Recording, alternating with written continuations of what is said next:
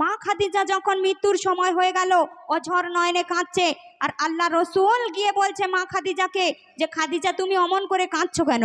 তখন মা খাদিজা আল্লাহ রসুলকে কি বলেছিল যে আমি যখন এই দুনিয়া থেকে মরে যাব, পর্দা নেব, আমি ওই বাজার থেকে কাফনের কাপড় কিনে এনে আমাকে দাফন করো না। আমাদের সচরাচর এই পৃথিবীতে যদি মানুষ মরে যায় কাফনের কাপড় কিনে এনে আমাদেরকে দাফন করা হয়, তাই তো? কিন্তু মা খাদিজা বলেছিল আমার কাফনের কাপড় লাগবে না। কি চেয়েছিল আল্লাহ রসুলকে, সেই ঘটনা মন দিয়ে শুনবেন, আশা করছি সকলের ভালো লাগবে। তবে কথা বলবে না, গজলটা একটু মন দিয়ে শুনবেন, ইনশাআল্লাহ সকলের ভালো লাগবে। কবি ছন্দের ভাষায় কি লিখছে মন দিয়ে শুনবেন, আশা করছি সকলের ভালো লাগবে। ভরে যাবে আরশ থেকে আল্লাহ সালাম দেয়, সেই মা খাদিজা কাফন পরার রানী শোনায়।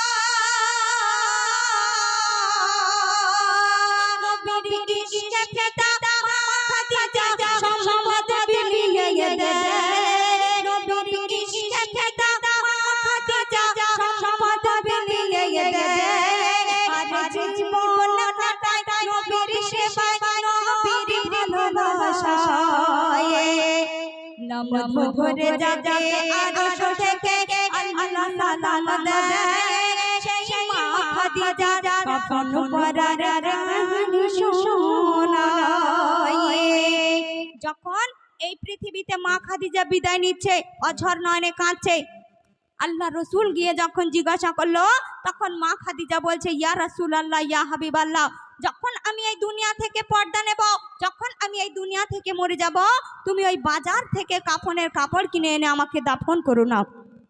আল্লাহ রসুল অঝর নয়নে কাঁদছে, আর মা খাদিজাকে বলছে যে খাদিজা তুমি ধনী ছিলে, তুমি আমাকে ভালোবেসে বিয়ে করে তুমি সমস্ত সম্পত্তি, সব ধন দৌলত সব গরিবদের মাঝে বিলিয়ে দিয়েছো।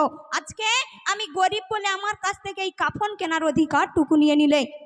মা খাদিজা কত বুদ্ধিমতী ছিল, আল্লাহ রসুলের কাছে কি দুটো দাবি করছে, সেই দাবি উদ্দেশ্য করে সে লিখছে, শুনুন।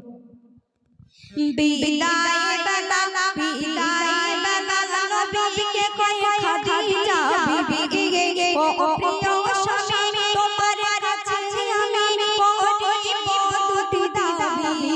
কি দাবি? আমি মারা গেলে বাজার থেকে কিনে আনবে না কাফন, কেন?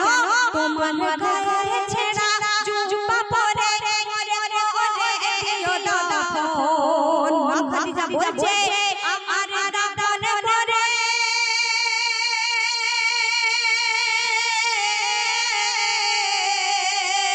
আমারে কবর দেওয়ার পরে সবাই আসবে ফিরে, কেউ থাকবে না শেষায়, তুমি থেকো বসে কবরের পাশে কিছুক্ষণ আমায়।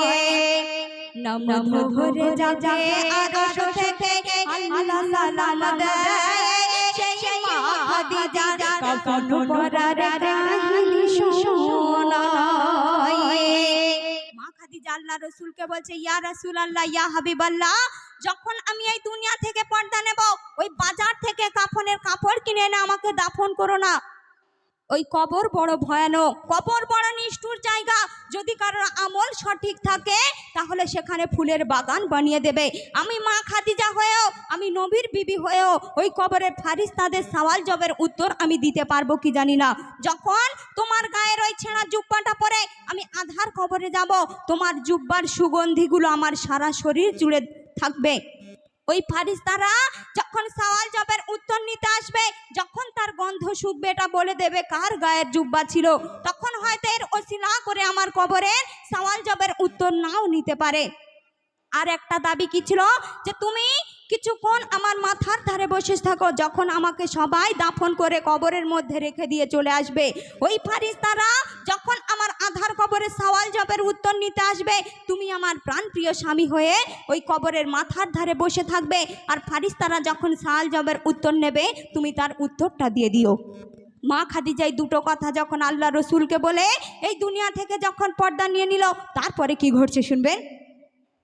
নবীর জুব্বা পরে কাফন পরে যাব কবরে, যাতে ওই কবরে আজ মরে ছুঁতে না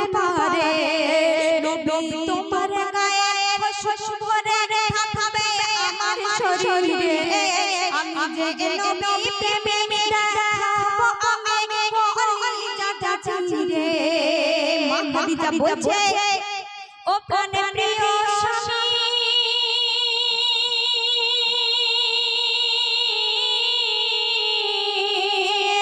ও প্রাণের প্রিয় স্বামী বসেছে তুমি কবরের মাথায় কেন ওই ফারিস্তা সওয়ালের জবাব আমার দিতে দিও স্বামী আমায় নাম ধরে যাবে আরশ থেকে আল্লাহ সালাম দেয় সেই মা খাদিজা কাফন পরার কাহিনী শোনায়।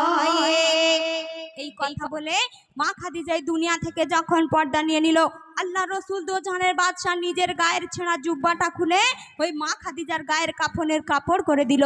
আর যখন সবাই জানাজা পড়ে ওই আধার কবরে মা খাদিজাকে রেখে যখন সবাই একে একে চলে আসছে, আল্লাহ রসুল ওই মা খাদিজার কবরের ধারে সিজদায় পড়ে অঝর নয়নে কাঁদছে।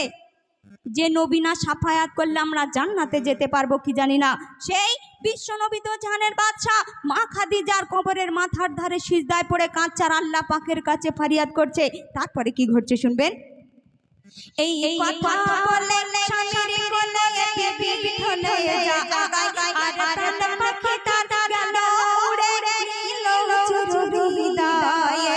বিবির কথা শুনে নবী জুব্বা খুলে কাফন করে দেয় আর কবর দিয়ে সবাই আসলো ফিরে নবী একা বসে রয়ে। নবীর চোখের পানিতে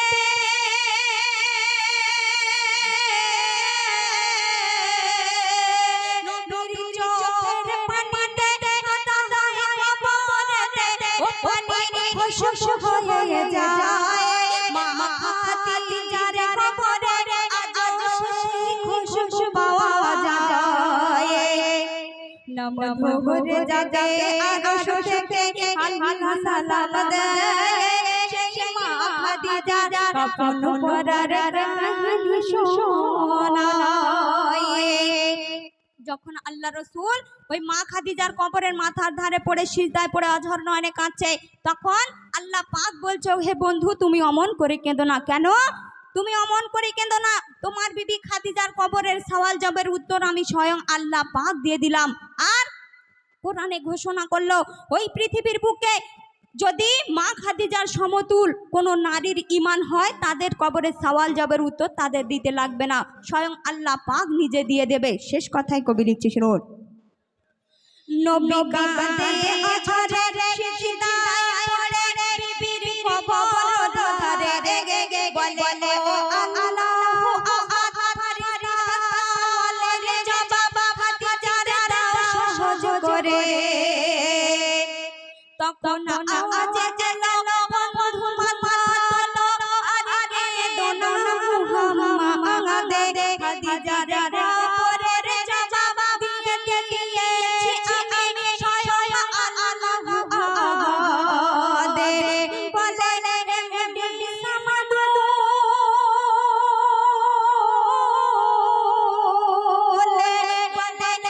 বিবি সামাদুল খাদিজার সমতুল যদি ঈমান আমল লয় তার কবরের জবাব আল্লাহু আহাদ নিজে দিয়ে দেয়। নাম ধরে যাবে আরশ থেকে আল্লাহ সালাম দেয় সেই মা খাদিজার কাফন পরার কাহিনী শোনায়। তো শুনলেন সেই মা খাদিজাকে উদ্দেশ্য করে সুন্দর একটি কালাম পরিবেশন করে শোনালাম। এবারে একটি সুন্দর কালাম পরিবেশন